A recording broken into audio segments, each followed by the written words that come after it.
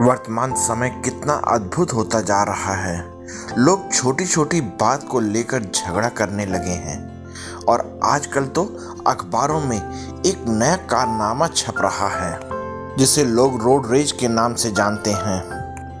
क्या अद्भुत कारनामा है कि किसी की कार आपकी कार से छूकर निकल गई और आपका पारा 7वें आसमान पर। किसी की कार आपकी कार से आगे निकल गई तो आप गुस्से में लाल पीले हो जाते हैं और झगड़े का प्रारंभ हो जाता है।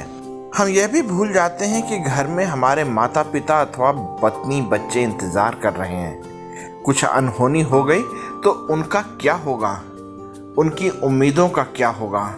प्रतिस्पर्धा अच्छी है परंतु ऐसी भी क्या जो किसी की जान ही ले ले। गुस्सा आना स्वाभाविक ही है परंतु ऐसा भी क्या कि उसका फल परिवार भोगे। प्रतिस्पर्धा तो भक्तों में भी होती है किंतु एक स्वस्थ रूप में। भक्त का उद्देश्य भगवान की सेवा तथा उनको प्रसन्न करना होता है। भगवान की सेवा करते करते धीरे धीरे इसका चित्त ऐसा निर्मल हो जाता है कि औरों को उत्साह देना उसका स्वभाव बन जाता है। ईर्ष्या तो दूर दूर तक नहीं दिखती। शायद यही कारण है कि हमारे बड़े हमसे कहते थे कि बेटा सब कुछ करो लेकिन भगवान का भजन भी करो, क्योंकि वे जानते थे कि इससे हमारा चित्त निर्मल हो जाएगा और कम से कम हम किसी से झगड़ेंगे नहीं और हमारे अंदर दूसरों को मान देने की भावना आएगी और किसी की तरक्की से हम जलेंगे नहीं। जगत जानता है कि विभीषण जी ने भगवान श्री रामचंद्र जी को बताया कि रावण की नाभि में बाण मारने से वो मरेगा। भगवान तो अंतर्यामी हैं, तो क्या वे नहीं जानते थे कि रावण की नाभि में बाण से प्रहार करने पर ही वो मरेगा। वे जानते थे किंतु भक्त वत्सल भगवान भक्त का मान बढ़ाने के लिए अपने मान का तिरस्कार कर देते हैं। भगवान के भक्त उनसे भी बढ़कर होते हैं। वह अपने सह भक्त का मान बढ़ाने की भरपूर चेष्टा करते हैं, वो भी बिना किसी लोभ के, बिना किसी ईर्ष्या के। यह भजन का मार्ग है ही ऐसा।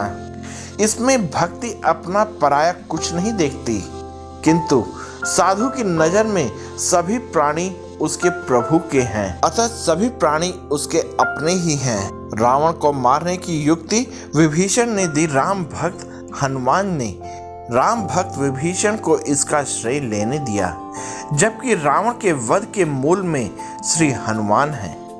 रावण, कुंभकर्ण व विभीषण ने ब्रह्मा जी को प्रसन्न करने के लिए कठिन तपस्या की थी। जब ब्रह्मा जी ने प्रसन्न होकर दर्शन दिए तो सब ने अपना अपना वरदान मांगा। रावण ने मांगा कि वो अमर हो जाए। ब्रह्मा जी ने कहा, अमरता देना मेरे बस की बात नहीं है। रावण के पुनः अनुरोध पर ब्रह्मा जी ने रावण को एक बाण देते हुए कहा कि यह बाण लो और यह इतना कर सकता हूँ कि जब तक यह बाण तुम्हारी नाभि में नहीं लगेगा तब तक तुम्हारा अंत नहीं होगा। रावण ने वो बाण लिया और अपने राजमहल के अंदर अपने राज सिंहासन के ठीक सामने वाले खंभे के अंदर चिनवा दिया। युद्ध में भगवान श्री रामचंद्र जब अपने बाण से रावण का सिर उसके शरीर से अलग कर देते हैं तब रावण का मस्तक जमीन पर गिर जाता है किंतु कुछ ही पल में वह पुनः अपने स्थान पर जुड़ जाता है। बहुत बार जब ऐसा हुआ तब विभीषण ने रावण के न मरने का कारण बताया। सब कुछ सुनकर हनुमान जी ने कहा, आप चिंता न करें, वह यह भी बताएं कि बाण कहाँ पर है। विभीषण जी ने कहा, यह तो मुझे नहीं पता, यह भेद रावण या उसकी पत्नी मंदोदरी को ही पता होगा कि वह बाण कहाँ पर है। बस फिर क्या था, भगवान से आज्ञा लेकर हनुमान जी ने ब्राह्मण का रूप धारण किया और महान ज्योतिषाचार्य के रूप में लंका में प्रसिद्ध स्थानों पर भ्रमण करने लगे। ज्योतिषाचार्य के रूप में हनुमान जी जहां भी जाते व्यतिरेक भाव से लंका वासियों का भविष्य बताते। तथा साथ ही साथ हरेक को रावण की महिमा सुनाते। कई दिनों के बाद मंदोदरी के कानों में भी यह समाचार पहुंचा। कोई ब्राह्मण रावण के बारे में अद्भुत बातें बता रहा है। मंदोदरी को भी उत्सुकता हुई और उसने उस ब्राह्मण को बुलवाया। ब्राह्मण ने आते ही रावण के बारे में अद्भुत बातें बताईं जो मंदोदरी को भी नहीं पता थीं। बातों ही बातों में रावण की तपस्या और ब्रह्मा जी के वरदान की बातें भी बताईं। वह कुछ इस ढंग से बोलने लगे कि जैसे वो बाण सुरक्षित नहीं है। मंदोदरी उनकी बात में आ गई और उन्हें निश्चिंत करती हुई बोली कि वह बाण सुरक्षित है। ब्राह्मण ने कहा, यह तो मैं जानता हूँ कि बाण हर तरह से सुरक्षित है और उसके बारे में केवल रावण और आप ही जानते हो, पर डर यह है कि आप अपने स्त्री समाज में किसी को अथवा उन वनवासियों के किसी गुप्तचर को वो बाण न दिखा दें।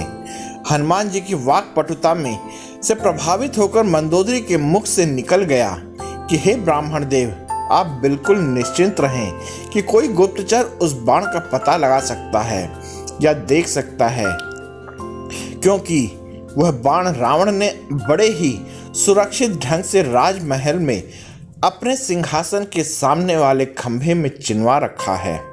यह सुनते ही हनुमान जी अपने असली रूप में आ गए। वह जय श्री राम के नारे के साथ एक घूंसे से उन्होंने वह खंभा तोड़कर उसमें से बाण निकाल लिया और प्रभु श्री रामचंद्र जी को लाकर दे दिया और उसी से रावण का वध हुआ। प्रेम से बोलो जय श्री राम। अगर आप लोगों को ये वीडियो पसंद आई तो कमेंट बॉक्स में जय श्री राम जरूर लिखिएगा और आप सब लोग इस वीडियो में मेरे साथ बने रहे, इसके लिए आप सबका बहुत बहुत धन्यवाद और जय हिंद दोस्तों।